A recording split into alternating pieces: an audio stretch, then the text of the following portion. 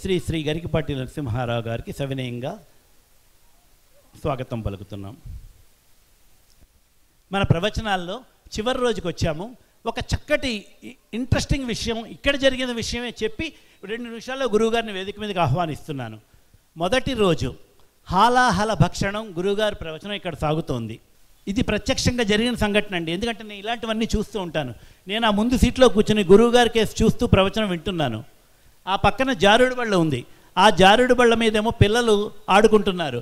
ఆ వెనకాల కొంతమంది చిన్న పిల్లలు 10th క్లాస్ ఇంటర్మీడియట్ ఆడపిల్లలు ఫోటోలు తీయడానికి ప్రయత్నం చేశారు. గురువుగారు ఫోటో తీయకమ్మా అని చెప్పారు. ఇంతట్లో గురువుగారు చక్కగా మింగేడిది విషమ్మట మింగేడివాడు విభుండట అనే శ్లోకం పాడారు. ఇక్కడ ఉన్న ఒక అబ్బాయి అండి, నేను చెప్తున్నాను, అలా ఉండిపోయాడు. అలా ఉండిపోయి నాతో అంటున్నాడు, అంకుల్ ఎంత బాగా పాడారు పద్యం అంటే. ఆయన అప్పుడు మీరు గమనించారు లేదో, పా ఫ బా భా అన్న ఒత్తులు తెలుగు అక్షరాల గురించి 26 ఇంగ్లీష్ అక్షరాలు 56 తెలుగు అక్షరాల గురించి చెప్పారు కదా. ఆ ఒత్తులు పలుకుతుంటే ఆ పద్యం పాడుతుంటే ఆయన శ్రావ్యంగా ఆ జారుడు బళ్ళ మీదే ఉండిపోయే అబ్బాయి. ఆ అబ్బాయి నేను తర్వాత వేదిక మీద పిలుస్తాను. పిలిచి, గురువుగారు ఇంత చక్కగా పద్యం పాడచ్చా, తెలుగు పద్యం భలే ఉందండి అని విన్నారు. అదైపోయింది. 18 నుంచి 22 ఏళ్ళ అమ్మాయి, ఒక అమ్మాయి ఉంది. ఆ అమ్మాయికి ఉద్యోగం కావాలి. బీటెక్ పూర్తయింది. ఉద్యోగం ప్లేస్మెంట్ వస్తుందా రాదా? ఆమె ప్రవచనం వింటూ, yes I can do it, నేను సాధించగలుగుతాను. అలాగే చిన్న చిన్న మానసిక సంఘర్షణలు ఉన్న భార్యాభర్తలు, ఎవరికి చెప్పుకోలేని వాళ్ళు వింటూ ఆయన ప్రసంగంలో ఒక మాట పట్టుకుని, అవును ఇది కదా కరెక్టు, ఇది నేను అన్వయించుకుంటే నా జీవితం బాగుంటుంది కదా అని ఎంతోమంది ఇక్కడ కూర్చున్న వాళ్ళు ప్రతి చోట, ఒక సాఫ్ట్వేర్ ఎంప్లాయీ కావచ్చు, ఒక చిన్నపిల్లలు కావచ్చు, చదువుకునే విద్యార్థి కావచ్చు, అలాగే బాధ్యతలన్నీ అయిపోయిన తర్వాత 60 ఏళ్ళు రిటైర్ అయిపోయిన తర్వాత వానప్రస్థ జీవితం ఎలా గడపాలి అని కూడా ఆయన చెప్పారు మనకి. అప్పు లేనివాడు అధిక సంపన్నుడు అని పూర్వకాలం చెప్పేవారు. అలాగే నెవర్ లెండ్ నెవర్ బారో నార్ ల్యాండ్, అప్పు ఇవ్వకు అప్పు తీసుకోకు అని నేను చెప్పారు చూసారా. ఆయన మాట అన్నారు, ఏమీ లేనివాడు చేయి పైకెత్తండి అని. నేను వెంటనే చేయి పైకెత్దాం అనుకున్నాను, కానీ సభలో బాగుంటుంది. ఎందుకంటే ఒకసారి నేను విన్నాను ఆ మాట. ఆ రోజు నుంచి నాకు అప్పులు ఏమీ లేవు గురువుగారు, మీ మాటే నన్ను నిలబెట్టింది. ఆ మాటతోనే నేను అప్పులు ఎవరికి ఇవ్వలేదు, ఎవరికి నేను అప్పు లేదు, నా రూపాయి బయట ఉందో తప్ప ఎవరిది రూపాయి నా దగ్గర లేదు, హ్యాపీగా నిద్రపోతాం. డిటాచ్మెంట్ అన్నది ఎలాగా, ఇలా సామాజిక వ్యాఖ్య అందజేస్తూ ప్రతి వారికి వారి జీవితంలో అందిస్తున్నారు. సో ప్రార్థనా గీతంతో సంధ్యాగాయత్రి గారితో గురువుగారిని ప్రారంభిస్తాం మనం. దానికి ముందుగా మా బ్రహ్మానందం గారు, మా సంస్థ అధినేత, 2 మాటలు. సభాయ నమః. గురువు గారికి సాష్టాంగ నమస్కారములు. గురువుగారి మీద అభిమానంతో ఆయన యొక్క ప్రవచనం వినడానికి వచ్చినటువంటి శ్రోతలకు, మా కార్యకర్తలకు, సభ్యులకు అందరికీ కూడా స్వాగతం, సుస్వాగతం. ఈ 3 రోజుల ప్రవచనము ఒక యజ్ఞం మాకు. ఈ 3 రోజుల ప్రవచనానికి సహకరించిన, ఆర్థికంగా సహకరించిన మా సభ్యులకు, సర్వీసుల ద్వారా మాకు సహకరించినటువంటి మియాపూర్ వాసులు అందరికీ కూడా, టెంపుల్ కమిటీ వారికి, జనప్రియ వెల్ఫేర్ సొసైటీ కమిటీ వారికి అందరికీ కూడా మా ఉదయపూర్వక కృతజ్ఞతలు. ఈ రోజున మా ఆనంద్ గ్రూపుల తరఫున ఉదయపూర్వక కృతజ్ఞతలు సమర్పిస్తున్నాం. మా కార్యకర్తల్లో రోజు గురువుగారిని తీసుకురావడానికి వెళ్ళిన ఆ కార్యకర్తలందరికీ కూడా స్పెషల్గా నేను ధన్యవాదాలు తెలుపుతున్నాను. ఈరోజు మా మేనల్లుడు వెళ్ళాడు. అలాగే వాళ్ళందరూ కార్యకర్తలంతా రోజుకి ఒక్కొక్క రోజు గురువుగారికి తీసుకురావడం జరుగుతుంది. ఇదంతా గురువుగారి మీద అభిమానంతో వెళ్తున్నారు. వాళ్ళందరికీ కూడా నా ఉదయపూర్వక కృతజ్ఞతలు. చివరిగా ఒకటే మాట, ఈ 3 రోజుల కార్యక్రమం నిర్వహణలో కొన్ని లోపాలు జరుగుతున్నాయి నాకు తెలుసు. కానీ అంటే కొన్ని అన్నీ లేలే చూడడంలో కొంచెం ఒక్కొక్కసారి కొంచెం కంట్రోల్ తప్పుతోంది. దయవుంచి గురువు గారిని అన్యదా భావించక క్షమించమని కోరుతున్నాను. ఎవరైనా జరుగుంటే లోపాలు. అదే సంధ్యాగాయత్రి గారి చేత ఒక చిన్న ప్రార్థనా గీతం.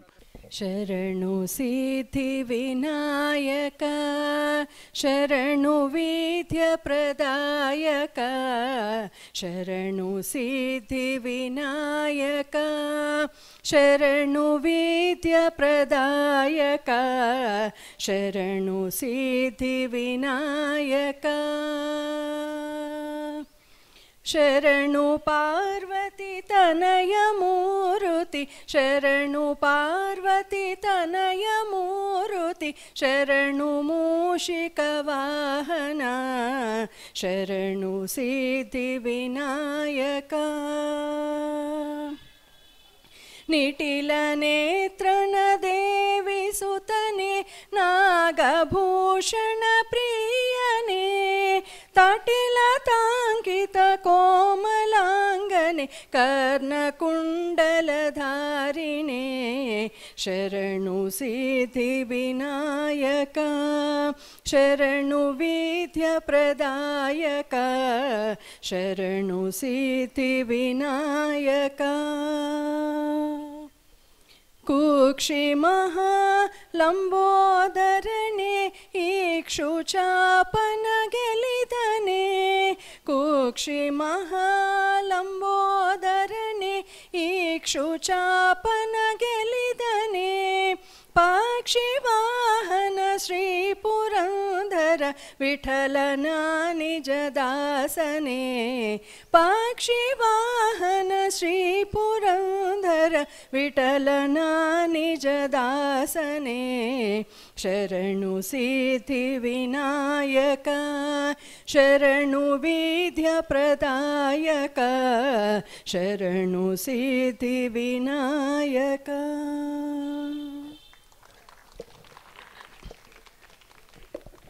సంధ్యా గాయత్రి గారికి అభినందనలు. Anand group of Dharmik event సంస్థ తరపున ఏర్పాటు చేస్తున్న ఈ భాగవత ప్రవచనాల్లో 3వ రోజు చివరి రోజు ప్రవచనానికి విచ్చేసిన మహాసహస్రావధాని పద్మశ్రీ బిరుదాంకితులు శ్రీ శ్రీ శ్రీ గరికిపాటి నరసింహారావు గారిని 3వ రోజు ప్రవచనం కొనసాగించడానికి మా సంస్థ అధినేత అయ్యల సోమయాజుల బ్రహ్మానందము కార్యవర్గ సభ్యులు మీ అందరి కరతాళ ధ్వనుల మధ్య వారిని సగౌరవంగా సవినయంగా వేదిక మీదకి ఆహ్వానిస్తున్నాము. మీ అందరి కరతాళ ధ్వనుల మధ్య గురువుగారిని వేదిక మీదకి ఆహ్వానిస్తున్నాము. ఇప్పటి నుంచి కనీసం 1 గంట గంటన్నర సేపు ప్రవచన ధార కొనసాగుతుంది. ఇందాక మనం చెప్పుకున్నట్లు ఏ రకమైన ఆటంకాలు ఇబ్బందులు మొబైల్స్ మోగించడాలు అటువంటివి ఏమీ లేకుండా మీ మొబైల్స్ అన్నీ సైలెంట్లో పెట్టుకుని చక్కగా ప్రవచన ధారని ఆలకించండి. దీపావళి జరుపుకుంటాం ఇవాళ మనం. అయిపోయింది. ఓకేనండి.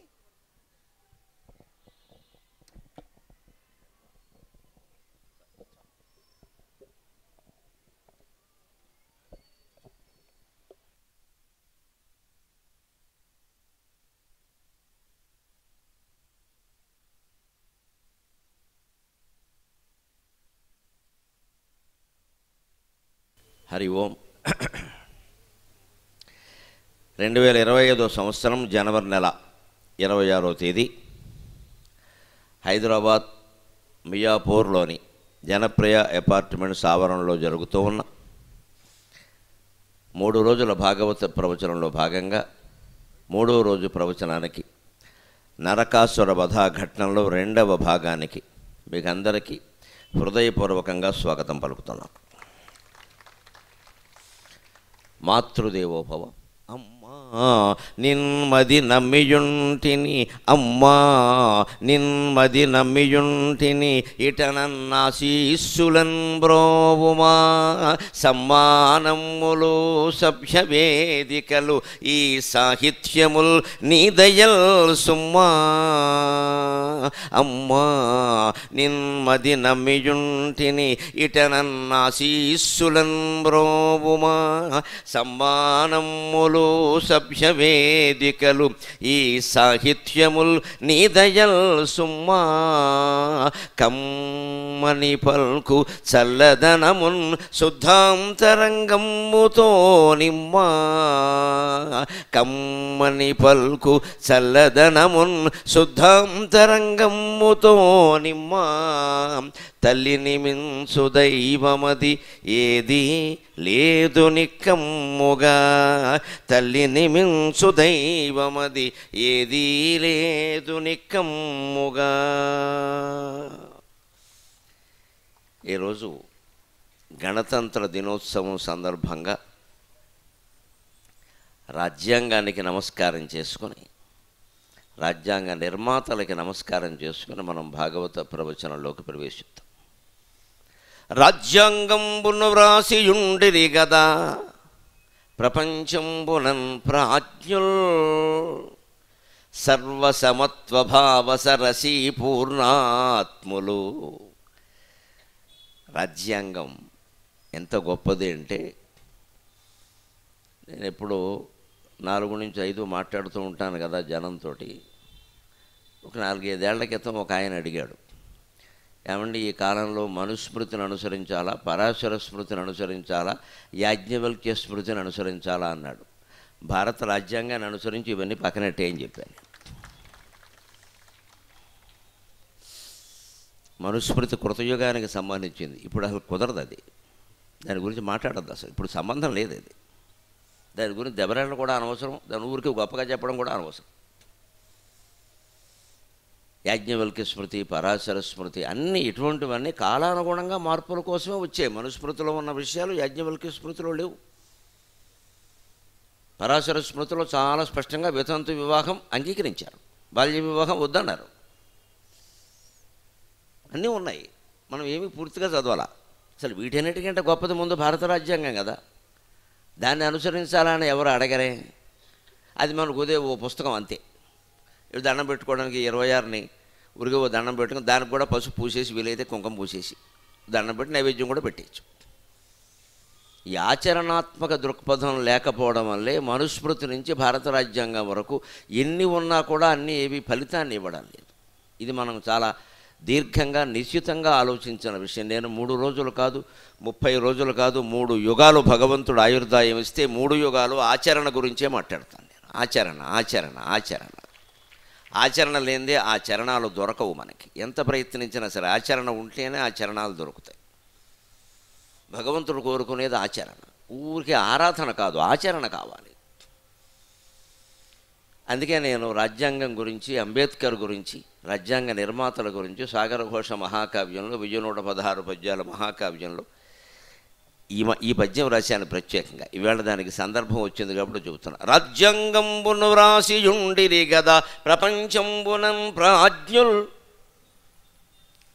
రాజ్యాంగంబును వ్రాసియుండిరి రాజ్యాంగంబును వ్రాసియుండిరి గదా ప్రపంచంబునం పూజ్యుల్, సర్వసమత్వభావసరసి పూర్ణాత్ములు అంబేద్కరుల్. రాజ్యాంగంబును వ్రాసియుండిరి మహాప్రాజ్ఞుల్, ప్రపంచంబునం పూజ్యుల్, సర్వసమత్వభావసరసి పూర్ణాత్ములు అంబేద్కరుల్. త్యాజ్యంబుల్ వనరించి జీవితములన్, త్యాజ్యంబుల్ వనరించి జీవితములన్, తాత్పర్యమేమౌను తాత్పర్యమేమౌను, స్వరాజ్యంబౌను స్వరాజ్యముంచని గదా, స్వరాజ్యంబౌను స్వరాజ్యముంచని, స్వరాజ్యంబౌను స్వరాజ్యంబౌను స్వరాజ్యముంచు, తమరా లక్ష్యము సాధించిరే, తమరా లక్ష్యము సాధించిరే.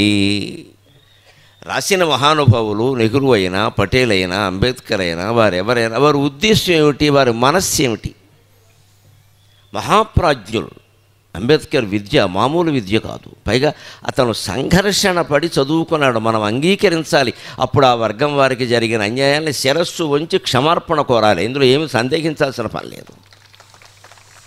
నీళ్లు తాగడానికి రానివ్వలేదు, చదువుకుందుకు రానివ్వలేదు, బళ్ళోకి రానివ్వలేదు, గుళ్ళోకి రానివ్వలేదు. పరమహింస పెట్టారండి, మామూలు హింస కాదండి. మనం ఏ కులానికి సంబంధించినా సరే దీన్ని కాదనలే మనం ఖచ్చితంగా. నేనైతే శంకరాచార్య అద్వైతాన్ని పాటించే వ్యక్తిగా ఏ కులం కంటే నాకు మానవత్వమే ముఖ్యం, అనుమానం ఏం లేదు ఆ విషయం. చాలా యాతనలు పడ్డాడు ఆయన. చదువుకోనివ్వలేదు, కొట్టారు, తిట్టారు, హింసించారు, నీళ్లు తాగనివ్వలేదు, బావి దగ్గరకు వస్తే చెత్త కొట్టారు. ఇవన్నీ కాదంటామా మనం? వీళ్ళు మన క్యాస్ట్ వాడైతే ఒక రకంగా, వేరే క్యాస్ట్ వాడైతే ఒక రకంగా. నాలిక తాటిపట్టా. మనవాడైతే ఎంత తప్పు చేసినా పర్వాలేదా? అవతల వాడు చేసిన ఉప్పు కూడా తప్పేనా? ఈ స్వపరభేదమే కదా మొత్తం ప్రపంచాన్ని నాశనం చేసింది. దాన్నే కదా వద్దని చెప్పాడు శంకరాచార్య. అహంకారం, మమకారం. నేను అనేది అహంకారం, నాది అనేది మమకారం. ఇంకా మనం వాటిని వదలట్లేదు ఇక్కడ. అది బాగోలేదండి, ఈ రెండు ఉన్నంతకాలం ఏది బాగుండదు. అది వదిలించుకోవాలి మనం ఖచ్చితంగా. క్రమక్రమంగా ఎదగాలి. ఆశ్చర్యకరం, ఆధునిక కాలంలో ఎదక్కపోగా ఇంకా సంకుచితం అయిపోతున్నాం మనం. కుల సంఘాలు కాదు, శాఖా సంఘాలు వస్తాయి. శాఖా సంఘాలు, మన శాఖ వాళ్ళందరూ ఇందులో సభ్యత్వం చేసుకుని ఏం చేయాలి? ఏం చేస్తారు? ఆ కులాచారాలు కానీ శాఖాచారాలు కానీ ఏమైనా పాటించారు? అందరూ సాఫ్ట్వేరే, నమః శివాయ. ఒకటే శాఖ, సాఫ్ట్వేర్ శాఖ, ఒకటే విద్య ఇంగ్లీష్ మీడియం, ఒకటే దేశం అమెరికా. ఇంకెక్కడున్నాయి? దెబ్బలాడుకుందుకు మిగిలాయి. దయచేసి ఆలోచించండి. చాలా గంభీరంగా ఉంటుంది నా మాట. మీకు నచ్చచ్చు, నచ్చకపోవచ్చు. నచ్చినా నచ్చకపోయినా ఏది హితవో అదే చెప్పరా అని అమ్మవారు నన్ను పుట్టించింది. అందుకే ఈ ప్రయత్నం చేస్తాను నేను. జీవితం అంతా ఇంతే, ఏం అనుమానం లేదు. మళ్ళీ పిలవకపోయినా బెంగేం లేదు. కానీ పిలుస్తూనే ఉన్నారు. నాకు ఆశ్చర్యంగా ఉంది. ఏం పొందుదామని పొందుతాడు, మొత్తం దండకాలతోనే మొదలవుతున్నది, అయినా పిలుస్తూనే ఉన్నారు. అంటే ఒకటే లెక్క, నువ్వు ఒప్పుకున్నా ఒప్పుకోకపోయినా సత్యం నిన్ను వెంటాడుతుంది మిత్రమా. అనుమానం ఏం లేదు అందులో. నేను చెప్పేది సత్యం, అది వెంటాడుతుంది. నువ్వు ఒప్పుకోపో, ఇవాళ కాకపోతే ఇంకో జన్మలో ఒప్పుకుంటావు, ఒప్పుకుని తీరాల్సిందే. అది సత్యం. కులం లేదు, మతం లేదు, ప్రాంతం లేదు, భాష లేదు, స్త్రీ పురుష భేదం లేదు. జీవాత్మ పరమాత్మ భేదమే తూనా బొడ్డోని తీసిపారేస్తే ఈ బాధాలు ఏమిటండి ఇక్కడ అర్థం లేకుండా. సర్వసమత్వభావ సరసీ పూర్ణాత్ములు, అందరూ సమానం, అందరూ సమానం, అందరూ సమానం అని భావించాడు. అంబేద్కర్ భావనైనా లలితా సహస్రం సారాంశం ఏంటండి? ఇంతమంది పారాయణలు చేస్తున్నారు కదా, లెక్కట్టండి. వ్యాసుడికి లెక్కలు ఉంటాయి. ఆయన ఊరికే రాసేడు కూర్చొని, వ్యాసుడికి లెక్కలు ఉన్నాయి. మీరు లలితా సహస్రం మొత్తం నామాలు ఏ అక్షరంతో మొదలయ్యే లెక్కరేయండి, 32 అక్షరాలే ఉంటాయి, 33 ఉండదు. ఏ నామమైనా సరే 32 అక్షరాలతోనే ప్రారంభమవుతుంది. 32 అక్షరాలు పట్టుకుంటుంది, ఆ 32తోనే ప్రారంభం అవుతుంది. 33 అక్షరంతో ప్రారంభమయ్యేది లలితా సహస్రం మొత్తంలో 1000 నామాల్లో లేదు. ఇంత ప్రణాళికాబద్ధంగా రాశాడు వ్యాసుడు దాన్ని. దీన్ని భాస్కరాచార్యులు చెప్పాడు, మనం చెప్పక్కర్లేదు. ఆయన చేసిన పరిశోధన ఏదంతా లలితా సహస్ర భాష్యంలో ప్రధానమైనది ఆయనే చెప్పాడు. అది కానీ నాకు సరదా కొద్దీ నేనేం చేశానంటే, ఏ అక్షరంతో ఎన్ని నామాలు ఉన్నాయని ఓ లెక్క తీసా, మళ్ళీ ఓ చిల్లర లెక్క, పోనీ సరదాకి తీద్దాం, ఖాళీగా ఉన్నాం కదా. ఆశ్చర్యమైందండి. లలితా సహస్రనామం అర్థమై రాజ్యాంగము ఇదే కదా అనుకున్నాను నేను. సకారంతో మొదలయ్యే నామాలు 122 ఉంటాయి. మీరు ఇంటికి వెళ్ళి చాదస్తంగా కూర్చుని లెక్క పెట్టుకోండి, పుణ్యం కూడా వస్తుంది. 122 నామాలు రాసిన వాళ్ళు అవుతారు. మనకు కావలసింది పుణ్యమే కదా, ఓసారి రాయండి. 122 ఉంటాయి సకారం. లెక్క ఉంది. ఏకాకిని, ఇంకో నామం ఉండదు మీకు, ఒకటే. ఎందుకంటే అది ఏకాకిని, ఆ పేరే ఏకాకిని, ఒకటే ఉండాలి. రెండోది రాయలేదే. ఖట్వాంగాది ప్రకరణ ఒకటే ఉంటుంది, రెండోది ఉండదు. రెండో నామం దొరకదు మీకు. ఇలా ఒక మాట మాత్రమే వచ్చేటువంటి అక్షరం దగ్గర నుంచి 122 సార్లు మొదలయ్యేటువంటి అక్షరం వరకు రాశాడు. నిర్ అని ఉంటుంది, నిర్లేప, నిర్మల, ఇలాగా. నిర్ అనే దాంతో మొదలయ్యే, నికారంతో మొదలయ్యే అక్షరాలు, పదాలు, నామాలు 60 ఉంటాయి. సరిగ్గా 60 షష్ఠిపూర్తి. 61 ఉండదు, 59 కుదరదు. లెక్క వ్యాసుడిదంతా లెక్క. భారతం, భాగవతం లెక్క. ఎందుకంటే అవి కావ్యాలు కావు, ఇతిహాసాలు, పురాణాలు. వాటి వెనకాల తత్వం ఉంది, చరిత్ర ఉంది. చరిత్రలో లెక్కలు ఉంటాయి, పురాణంలో లెక్కే ఉంటుంది, తత్వం ఉంటుంది. 122 నామాలు సకారంతో మొదలయ్యాయి. అన్నిటికంటే ఎక్కువ ఏమిటంటే వ్యాసుడు దృష్టి సకారం మీద ఎందుకుంది? మొదటి అక్షరం అది బాగానే ఉంది. తర్వాత నాకు ఇంకో సరదా ఉంది. క్లాసులో ఫస్ట్ మార్క్ తర్వాత సెకండ్ మార్క్ కూడా చూస్తాం కదా, రెండో వాడేవాడు. రెండోది ఏమిటి అంటే మకారంతో మొదలయ్యేవి 112 ఉన్నాయి సరిగ్గా. మహేశ్వరి, మహాకాళి, మహాగ్రాస, మహాసన అలాంటివి మకారంతో మొదలయ్యేవి 112 ఉన్నాయి. ఈ రెండే ఎందుకు ఎక్కువ ఉన్నాయండి? ఈ రెండు కలపండి సమ. ఆ సమభావమే లలితా సహస్రం. ఇది పరిశోధన, పారాయణ కాదమ్మా, పరిశోధన ముఖ్యం. కన్నీళ్లు పెట్టుకుని కోరుతున్నా, పరిశోధన చేయండి, పరిశోధన చేయండి. దృష్టి దాని మీద పెట్టి అమ్మవారి పాద, అమ్మ నాకు ఏదైనా తెలిసేలా చెయ్యమ్మా, తెలిసేలా చెయ్యమ్మా అని ఏడుస్తూ చదవండి. ఏడుస్తూ చదవద్దు దానికన్నా ఎడవాలమ్మా. నిజానికి నజానే విలపనం అన్నారు శంకరాచార్య. నాకు ఎడవడం కూడా తెలియదమ్మా అన్నాడు. మనం ఆయనకంటే గొప్పవాళ్ళం, ఎడవడం మనకు బాగా తెలుసు, నవ్వడమే తెలియదు మనకి. ఏడవడం, ఏడిపించడంలో మన్నమించిన వాడు అవడం. ఆయన పాపం అమాయకంగా నాకు ఏడవడం కూడా తెలియదమ్మా, కానీ నాకు తెలుసున్నది ఏమిటంటే పరంజానే మాతక త్వదనుసరణం క్లేశకరణం అన్నారు. నాకేమి తెలియవు, ఆహ్వానం తెలియదు, మంత్రం తెలియదు, స్తోత్రం తెలియదు, కథ తెలియదు. ఆయనకే తెలియకపోతే మనకేమిటి తెలుసు? నా తలకే ఇక్కడ. 153 రచనలు చేసిన మహానుభావుడు, 72 స్తోత్రాలు, 57 ప్రకరణ గ్రంథాలు, 24 భాష్య గ్రంథాలు రాసిన మహానుభావుడు. నాకేమీ తెలియదు, కనీసం ఏమీ తెలియదని ఏడవడం కూడా తెలియదు అంటున్నాడంటే మనం ఎంత గర్వించేస్తున్నాం ఒక్కోదానికి. కానీ ఒక్క విషయం నాకు తెలుసున్నాడు ఆయన, అది తెలిస్తే ఇంకేం తెలవక్కల.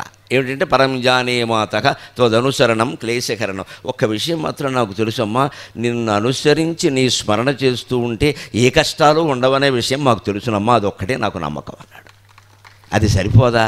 అది సరిపోదా? చాలదా హరినామ భజన అని అన్నమాచార్య అన్నట్టుగా అది సరిపోదా? అమ్మవారిని అనుసరిస్తే సరిపోదా?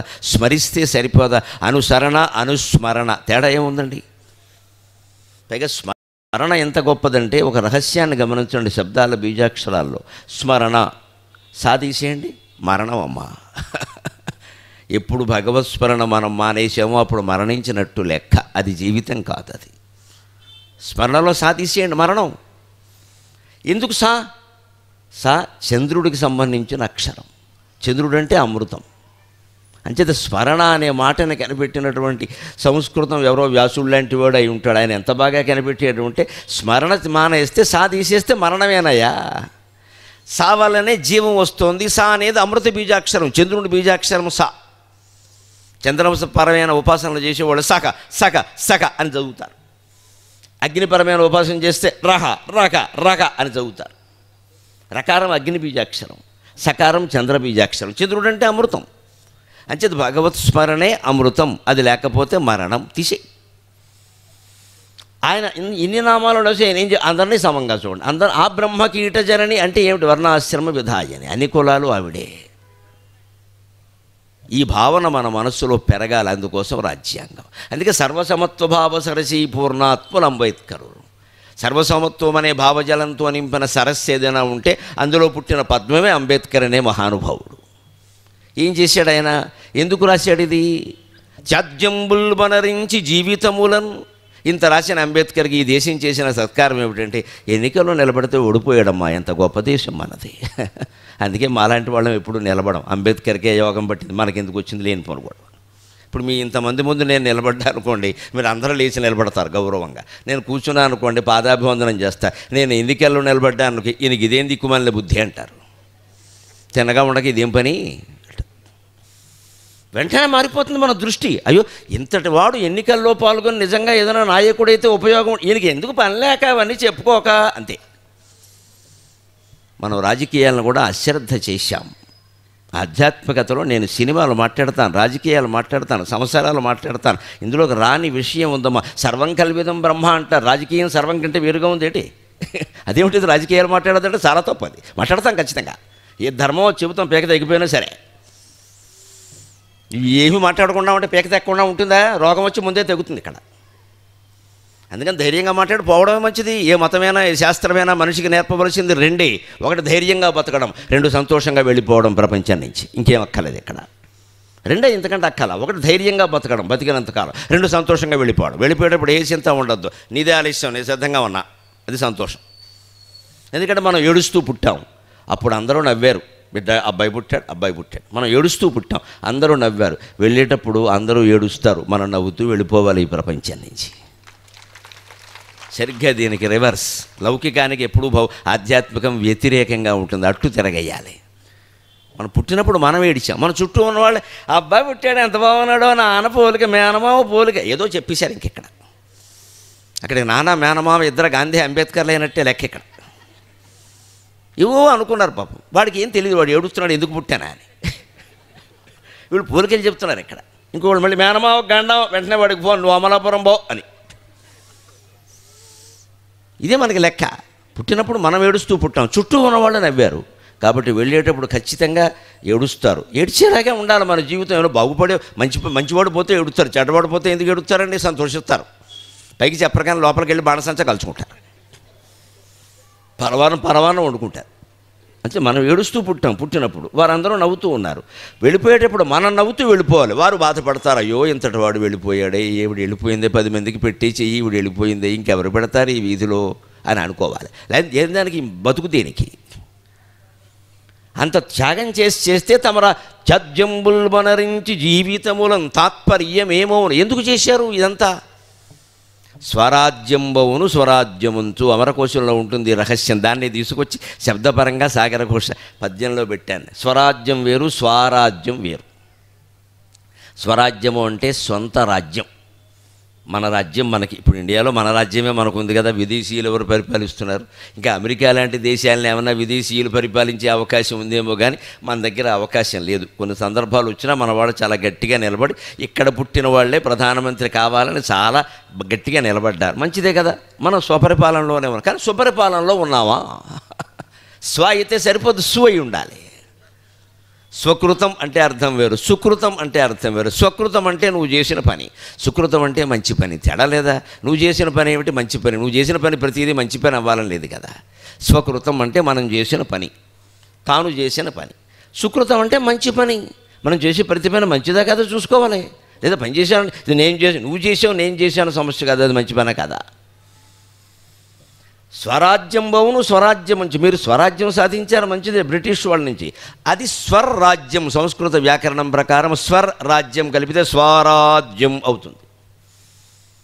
రెండు రకారాలు దానికోటి పరమైనప్పుడు ఆ మొదటి రకారం అంతకుముందున్న దానికి దీర్ఘం వచ్చి ఆ రకారానికి దీర్ఘం వచ్చి స్వరాజ్యం అవుతుంది. గీహి రాజ్యం గీరాజ్యం అవుతుంది. అలాగే స్వరాజ్యం బవును స్వరాజ్యమంచు. సొంతమని సాధించుకుంటే సరిపోలేదయ్యా, అది మంచిదేనా? తమరా లక్ష్యము సాధించిరి. ఆ లక్ష్యం సాధించినప్పుడు అన్నీ దండగే కదా. ఎలా ఉందో పరిస్థితి 75 ఏళ్ళుగా తెలుసు. ఈవేళ ఒక ప్రముఖ దినపత్రికలో వచ్చిన కార్టూన్, నమస్కారం పెట్టుకున్నాను నేను, మొత్తం మేము చెప్పే ఉపన్యాసం అంతా నువ్వు ఒక్క మొక్కలో చెప్పేవరా అని. ఈనాడు పత్రికలో మాకిరెడ్డి అని ఒక ఆయన వేస్తున్నాడు, చాలా బాగా వేస్తున్నాడు. ఈవేళ కార్టూన్ ఏం వేసాడో తెలుసా? 1950లో రాష్ట్రపతి గారి సందేశం వస్తుంది. ఏమిటంటే, మన ముందున్న సవాళ్ళు కులభేదాలు, మతభేదాలు, ఆర్థిక అసమానతలు, దారిద్ర్యం అన్నాడు. అప్పుడు ఈ కుర్రాడు పుట్టాడు, 50లో పుట్టాడు. వాడికి 2 ఏళ్ళు ఎంతో ఉన్నాయి. వాడు ఇలా వింటున్నాడు, ఓహో ఆహా అని. వాడికి 75 ఏళ్ళు వచ్చాయి, +2 77 ఏళ్ళు వచ్చాయి. ఇప్పుడు వాడు మైకులో వింటున్నాడు. ఇప్పుడు రాష్ట్రపతి గారు ఏమంటున్నారంటే, మన ముందున్న సవాళ్ళు దారిద్ర్యం, కులభేదాలు, మతభేదాలు, మళ్ళీ అదే 75 ఏళ్ళు అదే. వీడు ఇప్పుడు వంగిపోయాడు, రేపో ఎల్లుండి పోయేలా ఉన్నాడు వాడు ఆశ్చర్యపోతున్నాడు. నేను పుట్టినప్పుడు ఇదే మాట అన్నాడు అప్పుడు రాష్ట్రపతి బాబు రాజేంద్ర ప్రసాద్. ఇప్పుడు ద్రౌపది ముర్ము గారు అదే అంటే మనం ఏమి సాధించినట్టు? ఇది రాజేంద్ర ప్రసాద్ గారి లోపమా, ముర్ము గారి లోపమా? కాదండి. దేశంలో బతుకుతున్న మనం అందరం బాధ్యత వహించవలసిన విషయం ఇది, బాధ్యత వహించవలసిన విషయం ఇది. వీళ్ళు నా వాళ్ళు, వీళ్ళు పరాయి వాళ్ళు అని కాదమ్మా మనం భేదం చూపించాల్సింది. వీళ్ళు మంచివాళ్ళు, వీళ్ళు చెడ్డవాళ్ళు. చెడ్డవాళ్ళు అయితే వీళ్ళు పెళ్ళికి పిలవకండి, పేరంటానికి పిలవకండి. చెడ్డవాళ్ళు పిలిస్తే మీరు వెళ్ళకండి, హాయిగా రావని చెప్పేయండి దమ్ముంటే. లేదు ఏదో వంక పెట్టి మానేయండి. ఒకసారి మనం చెప్పలేము, కొన్ని రకాల ఇబ్బంది, మానేయండి. వాళ్ళు ఎలాంటి వాళ్ళు అయితే మనకే గౌరవంగా ఇంటికి వచ్చి పేరు నీకు గౌరవం చూపిస్తే చాలు, దేశాన్ని దోచేసుకున్నాను నీకేం బాధలా. ఇదొక స్వార్థం. నీ గౌరవం చూపిస్తే చాలు, లక్షల కోట్లు మింగేసినా నీకేం బాధ లేదు. వాడి ఇంటికి నువ్వు వెడతావు, హాయిగా పుచ్చుకుంటావు ప్రసాదం. వాళ్ళ పిల్లకి పెళ్ళి అయితే మనమంతా వెళ్ళిపోతాం. ఇంకా పిలవలేదు ఏమిటి? ఇక్కడ సమాజంలో డబ్బు కావాలి, అధికారం కావాలి, హోదా కావాలి, మంచితనం ఎవరికి అక్కర్లేదండి. మన బంధువుల్లోనే ఒకడు ఉంటాడు, మేనల్లో తోడుండో, వాడు పేదవాడు, వాడు పిలిస్తే వాడు తలకాయ వాడు ఏం పెడతాడో ఇంటికి వెడితే మాత్రం అని వెళ్ళాం మనం. ఎంత ఆశ్చర్యంగా ఉంటాం మనం. మనకి దగ్గర బంధువుల్లో కూడా ఏం పెట్టకపోతే వెళ్ళాం. ఎంత దూరం వాళ్ళైనా ఏదో పెడతారంటే వెళ్తాం. మనకి ఏదో పెట్టడమే కావాలి, చిన్నపిల్లల్లాగా. చిన్నపిల్లలు మా చిన్నతనంలో కిరాణం కొట్టుకు పంపేవాడు మా నాన్నగారు. ఊరు అక్కడికి వెళ్ళి కొట్లు కొనుక్కురారా అంటే మేమేవో కొనుక్కోవని కొనుక్కొచ్చి ఏమన్నా పెట్టవా అనేవాళ్ళు. అదో సరదా. చేయి చెప్పు ఆయన 2 శనగపప్పు బద్దలు తీసి, వేయించిన శనగపప్పు ఉంటుంది కదా, అది ఎప్పుడో ఏదో ఒకటి పెట్టడం పని లేదు, ఎలా పెట్టేవాడు. ఏమన్నా పెట్టవా అనేవాళ్ళం. బండి రావన్నా అని ఉండేవాడు, మాకు జీవితాంతం వాడే కిరాణం. అందుకని రావన్నా ఏమన్నా పెడవా, నువ్వు వాడు దొరికావు ఇక్కడ అని పెట్టేవాడు. అలాగా మనం ఎంతసేపు ఏమిటంటే ఏమన్నా పెట్టవా, నేను ఇంటికి వస్తా, ఈ పెట్టినవన్నీ పరిశీలించుకుంటూ కూర్చోవడం. ఇక్కడ పెట్టడం పెట్టకపోవడం కాదండి. వాళ్ళు మంచివాళ్ళ కాదా? వాళ్ళు దుర్మార్గులని, ద్రోహం చేస్తున్నారని, దేశాన్ని దోచుకుంటున్నారని తెలిసాక మనం వెళ్ళాడుతాం వాళ్ళ ఇంటికి. సామాజిక బహిష్కారం. ఒక్క మాట చెప్పి నేను భాగవతంలో ప్రవేశిస్తా. సాక్షి వ్యాసాల్లో పానుగంటి లక్ష్మీనరసింహారావు గారు చెప్పిన మాట. ఒక నేరస్తుడికి 10 సంవత్సరాలు శిక్ష పడినా వాడు మారతాడో లేదో చెప్పలేం. కానీ 10 మంది ఈసడించుకుంటే 10 రోజుల్లో మారతాడు వాడు, ఖచ్చితంగా 10 రోజుల్లో మారతాడు. ఆ ఈసడించుకునే ప్రవృత్తి కూడా రావాలి. మొహం మీద ఉమ్మేస్తాం, వీధిలోకి ఎలా వచ్చావు, నువ్వు చేసింది ఏంటి అని అడగాలి ఖచ్చితంగా. లేకపోతే ఎలాంటి బురద జల్లుతున్నారు ఇక్కడ, ఏ మచ్చ లేని వాళ్ళ మీద ఎలాంటి బురద జల్లుతున్నారు ఇక్కడ. వ్యక్తిత్వాలని ఖూనీ చేసేసి అలాగా మనం సహిస్తూ ఉంటాం చక్కగా. ఎందుకంటే మనకెందుకు. అయినా నేను మొహమాటం లేకుండా చెబుతున్న సందర్భం వచ్చింది కాబట్టి నా విషయంలో మాత్రం నా అభిమానులు ఎవరు ఎప్పుడూ సహించలేదు. పెట్టాల్సిన రేవు పెడుతూనే ఉన్నారు, మొత్తం అంతా హాయిగా శుభ్రంగా పెడుతూనే ఉన్నారు. మొత్తం శత్రుపక్షం వాళ్ళు పారిపోయేలాగే పెడుతున్నారు, అనుమానం వెళ్ళా. సోషల్ మీడియా కామెంటరీలో కూడా మందే పైచేయి, అనుమానం ఏమీ లేదు. ఇక్కడ ధర్మానికి నిలబడతారనే విషయం తెలిసింది. మీకు అందరికీ సాదరంగా నమస్కారం చేస్తున్నా. నాకేం మొహమాట. స్పందించాలి. ఇష్టం వచ్చినట్టు మాట్లాడితే నమ్మడమే, ఏది పడితే అది.